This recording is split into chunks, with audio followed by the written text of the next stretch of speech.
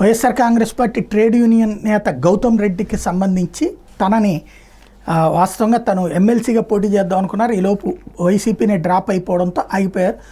గౌతమ్ రెడ్డి తాజాగా వచ్చేటప్పటికి తన మీద మర్డర్ అటెంప్ట్ కేసు, ఆస్తి తగాదా అన్నటువంటి కేసు, తన మీద పాత రౌడీ షీట్ క్లోజ్ చేసిన రౌడీ షీట్ని తిరిగి తీస్తామని పోలీస్ కమిషనర్ ప్రకటించడం.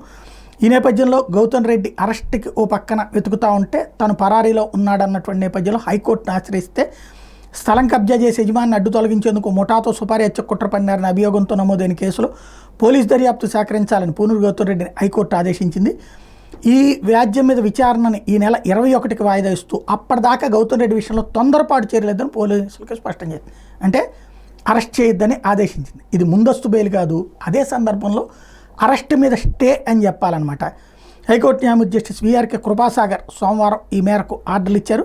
విజయవాడలోని లక్ష్మీనగర్లో తన తండ్రి పేరున ఉన్నటువంటి 320 చదరపు గజాల స్థలాన్ని గౌతమ్ రెడ్డి తప్పుడు పత్రాలతో కబ్జా చేయడమే కాకుండా వ్యవహారంపై న్యాయ పోరాటం చేస్తున్న తనను హతమార్చేందుకు గ్యాంగ్తో కుట్ర పన్నారంటూ విజయవాడవాసి గండూరి ఉమామహేశ్వర శాస్త్రి పోలీసులకు ఫిర్యాదు చేయడం, దీంతో నిందితుల మీద సత్యనారాయణపురం ఠాణాలో కేసు నమోదు చేయడం, ఈ కేసులో తనకు ముందస్తు బెయిల్ మంజూరు చేయాలని కోరుతూ గౌతమ్ రెడ్డి హైకోర్టులో పిటిషన్ వేయడం. సోమవారం జరిగిన విచారణలో పిటిషనర్ తరపున సీనియర్ న్యాయవాది వైవి రవిప్రసాద్ వాదనలు వినిపిస్తూ ఎమ్మెల్సీగా పిటిషనర్ పోటీ చేస్తున్న సమయంలో ఉద్దేశపూర్వకంగా ఇబ్బందులు గురి చేస్తున్నారన్నారు. పోలీసుల తరపున ఏపీపీ అసిస్టెంట్ పబ్లిక్ ప్రాసిక్యూటర్ స్పందిస్తూ వ్యాజ్యాన్ని మంగళవారానికి వాయిదా వేయాలని కోరారు.